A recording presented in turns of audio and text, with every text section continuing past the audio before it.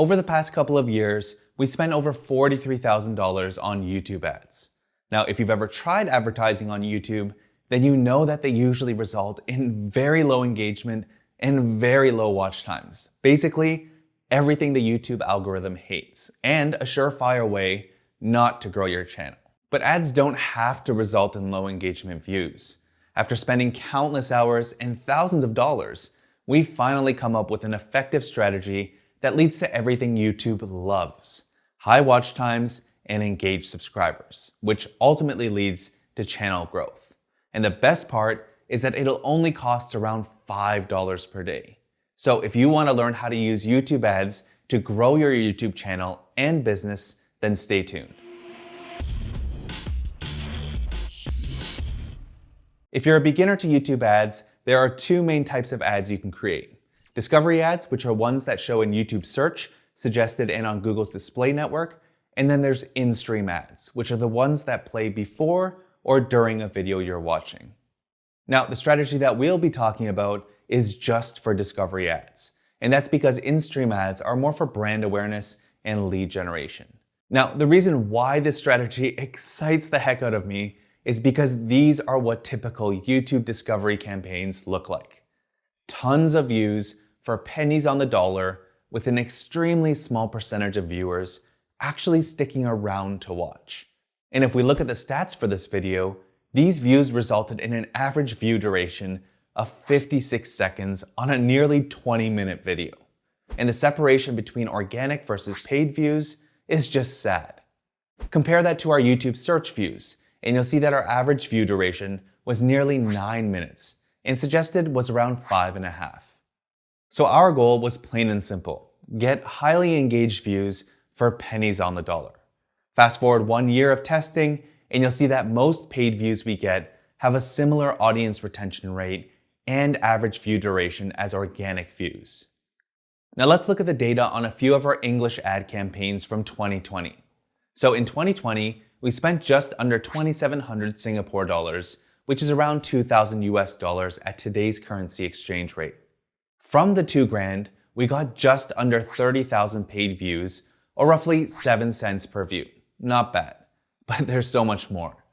544 people liked at least one of our videos, 994 people added one of these videos to a playlist, 577 people subscribed to our channel, and get this, 9,999 people watched at least one other video on our channel free. To top it off, over 45% of views watched at least 25% of our videos. And our videos aren't exactly short, meaning we paid 5 cents for one engaged view, which is just crazy.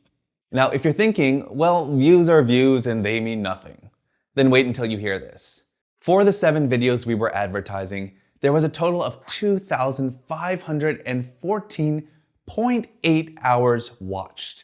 That means we paid 2 cents per minute of watch time, where our content showcases how our products work to solve the viewer's problems. It gets me every time, but that's crazy. Now, YouTubers often chase subscribers, likes, and views, but these are all vanity metrics if no one is actually consuming your content. YouTube is an attention platform, and while you can pay for clicks, you can't force them to keep watching. Bottom line, views mean nothing if people aren't watching, engaging, and ultimately doing something that leads to a profitable action. Unless, of course, you make money through YouTube ads or your goal is brand awareness. Now, before we get into the ad strategy, it's important that you understand a few key metrics in YouTube ads that will validate or invalidate whether the strategy is working for you or not. So let's define what an engaged view is. For me, an engaged paid view is one where the average view duration will be similar to an organic view. After all, if people aren't watching your videos, then they're not going to like your videos, subscribe, watch other videos, or buy your products.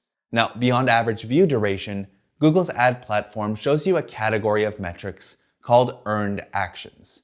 And these include things like earned likes, playlist add-ons, shares, subscribers, and views. And an earned action is counted when someone performs one of these actions within 7 days of viewing your ad. For example, if Sally clicks on our video ad, then watches another video on our channel 3 days later, and then subscribes, then that's an earned view and an earned subscriber. Now, because our goal is to get engaged views, earned views paired with overall high retention was the #1 KPI I used to measure and modify our ad strategy. So the last thing we need to talk about before we get into the strategy are the targeting options available in YouTube ads. And I promise I'm not trying to delay getting to the strategy, but you need to understand all of these things in order to execute successfully. All right, so with YouTube ads, there are 3 main targeting options: keywords, audiences, and placements. Keyword targeting works in the same way as Google Ads. You enter a list of keywords, and when someone searches for that word or phrase, your ads can be shown. Audience targeting is based on what Google thinks people are interested in. So that can be anything from SEO services to advertising and marketing, etc.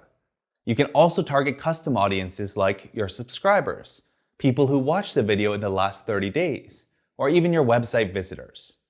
And finally, our placement ads. This is when you choose specific videos and/or channels where you want your ads to appear. All right, now let's talk about how this strategy works at a high level. This entire YouTube advertising strategy is based around intent targeting, meaning you only show your ads to people who are showing interest in your video's topic right then and there, which is why the 2 targeting methods we use for this strategy are keywords and placements. Let me show you an example of why these 2 targeting methods work for engaged views and audience targeting doesn't. And we've tested this a lot. So let's say Google knows that you're interested in golf, but it's 11 a.m. and you're at work researching videos about search engine optimization. They got the interest right, but they got the timing wrong. As a result, you might click on the golf video ad, but you don't have time to watch it or consume the creator's content. So you bounce, and they likely wasted some money. Now rewind. If you're watching the same video on SEO and you see a suggestion in the sidebar for a complementary video to the one you're watching, then you might click it, watch other videos on that channel, and subscribe. The time and place is right. This is possible with placement targeting. Now, keyword targeting is the easiest way to match the intent of the viewer. They're literally searching for what they want to see, and you're just paying for one of the top spots in the search results. For example, if you search for something in YouTube like affiliate marketing, and you see this guy holding some Amazon plaque, yeah, you might be interested in watching. Why? Because the ad is meeting you in the right place at the right time. In fact, this video is a tutorial on affiliate marketing for beginners, and so are the rest of the organic results. Now, this might all seem simple, and it really is, but you need 2 things in order to get great results from this strategy. First, you need a video that has a high audience retention rate or average view duration, whichever serves your needs best, because there is no magic trick that'll get people to watch your videos for a good amount of time if it sucks. So to find potential videos worth advertising, log into your YouTube analytics and look at the video tab.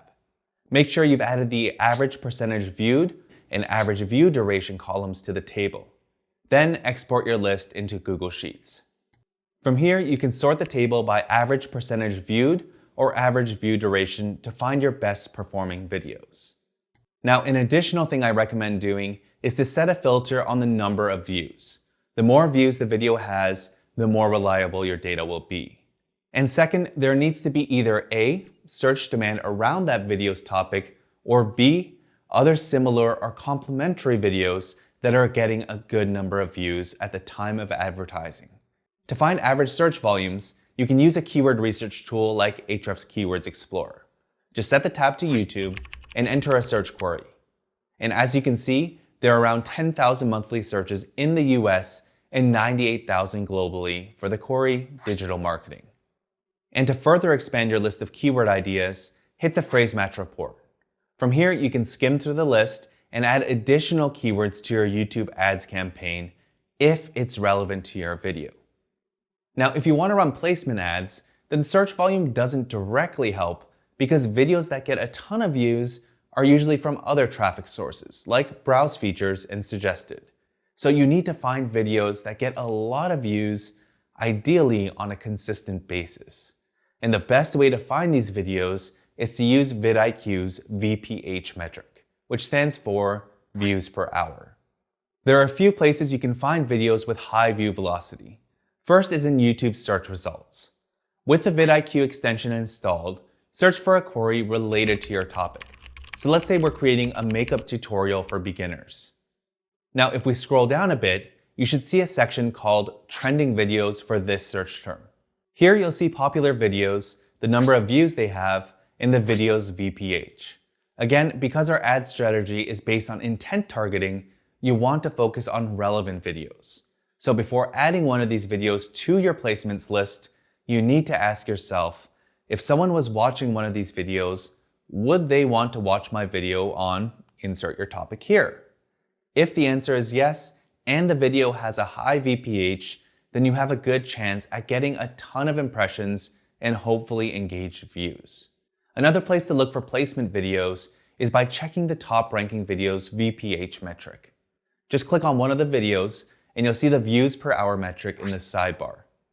You can also click on the historical icon to see the video's views and views per hour over time.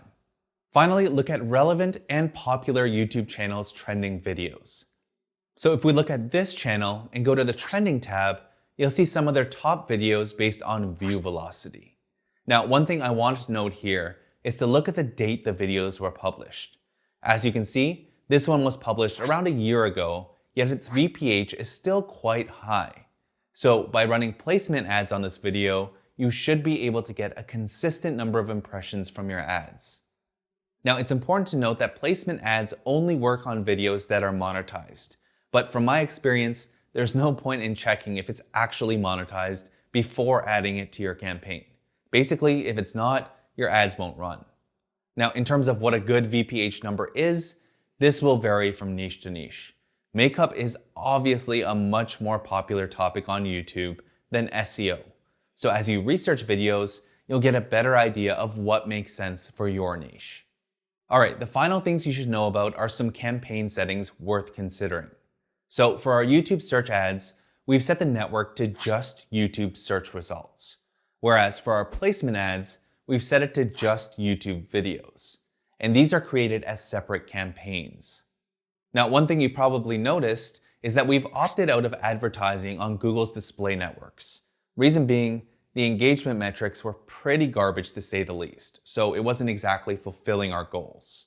Now, as for demographic targeting, like age and gender, we're targeting people that are like our other YouTube subscribers. And the way you can find this information is to use Google's Audience Insights tool. So go to Tools and Settings, Shared Library, and then Audience Manager. Next, click on the plus button and select YouTube users. Now, the important part here is to select the subscribed to a channel option. Now, after you've created your list and Google has populated the numbers in the table, you can head on over to the Audience Insights tool. Then select your audience from the dropdown and you'll see information on gender, age, and parental status, to name a few. Now, if you don't have subscribers, this obviously won't work for you. But you can do this with web traffic as well if you have Google's Pixel on your site. Now, to prove that this strategy doesn't just work for established channels, we've been testing it on our translated channels too. If we look at our Spanish channels analytics, you'll see that both the subscriber growth and number of views are going up and to the right, just as a typical organic channel would. Also, because we're satisfying YouTube with all the right things like solid reel engagement, in-video optimizations, and on-page optimizations, you'll see that our YouTube search traffic is now starting to grow month over month. More importantly, we're reaching new audiences who are choosing to subscribe because they actually like the content they're watching. Now, while this strategy works really well to get engaged views and real subscribers who actually care about your content, a major downside is that it's not very scalable, at least in low volume niches like SEO.